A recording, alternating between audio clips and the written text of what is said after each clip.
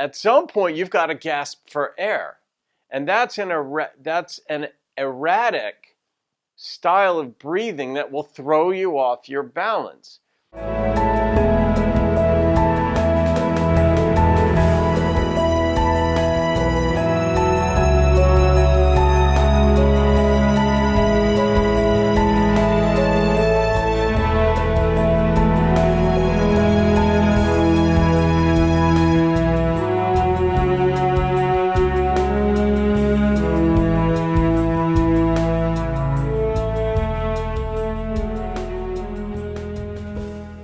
Namaste, everybody. I'm Don. Today, I want to just share a little bit about breath and breathing, which we talk about a lot. Yoga teachers talk about a lot because it's so important. I want to talk about just the simple idea of, in your yoga practice, establishing a consistent breathing of in through the nose and out through the nose.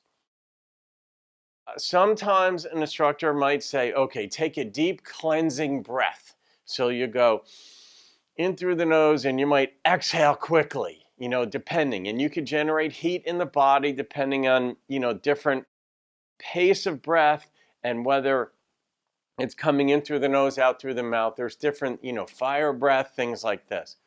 As far as in a normal, regular yoga practice, if you get yourself in the habit of inhaling through the nose and having a consistent pattern to it. And being aware of it. This is a key too. It isn't just the breathing, it's the awareness of what you're doing that will translate off the mat into being more of an aware human being, being more in the moment and having an intention of being more respectful of people, maybe being a better listener. Whatever it is that you want to become or reduce in yourself, awareness is a key. But breathing, if you have the consistent breath, let's say you set your intention initially for 4 inhalations, 4 counts to your inhalation, and then a 1 count pause, and then 4 counts to your exhalation, and a 1 count pause. That's what, we refer to as rectangular breathing. You can have squared breathing as well, where maybe you do 4 counts to your inhalation, 4 counts pausing, 4 counts to the exhalation, 4 counts pausing. That's a square. You could set it however you want. In through the nose, though, pause, and out through the nose. Once you get that as a habit, where you're not even thinking about it any longer, where your lips are closed through class even, it'll translate off the mat where you're doing that off the mat as well. And even in your sleep, I have found this, that once I started doing yoga 15 or so years ago, and then I got in the habit during class of having consistent in through the nose, out through the nose, that's actually how I'm grooved into sleeping. So I'm pretty sure I don't snore now that I think of it. But there's a consistency that's generated by being mindful of how you're breathing.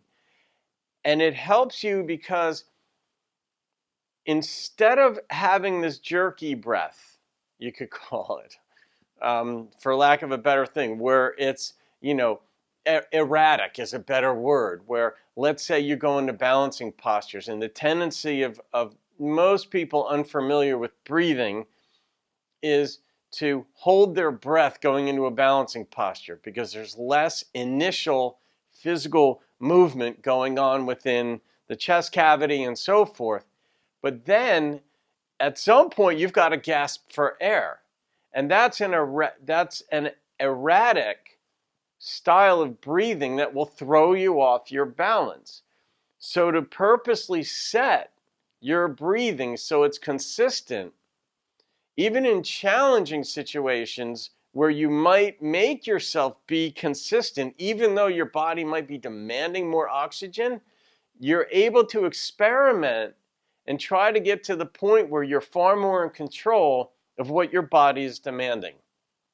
So there are situations, of course, if you're running a marathon or a race where you're going to breathe in through the nose, in through the mouth, out through the mouth, because yeah, it's more efficient. Your lungs can need the oxygen quicker to pump it, and your heart and all that. In a yoga class, generally speaking, that's unnecessary.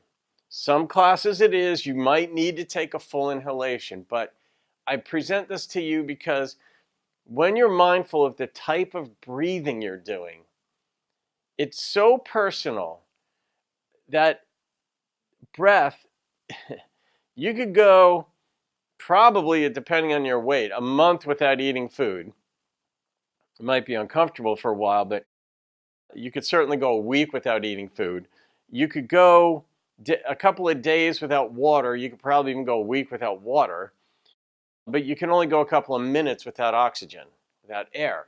And yet it's one thing that we don't give much attention to. We think about our diet.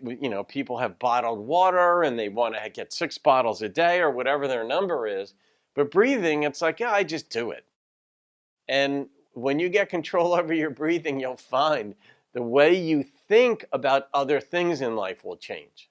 So it's a virtuous cycle, put it that way. So wanted to point that out to you. Leave your comments. I'd love to hear your comments on this and your experience with breathing, not just with what I've said, but whatever comes to mind. I read the comments. So I wish you well in your journey. I hope this helps. It helped me a lot, so perhaps it will help you. My guess is it will.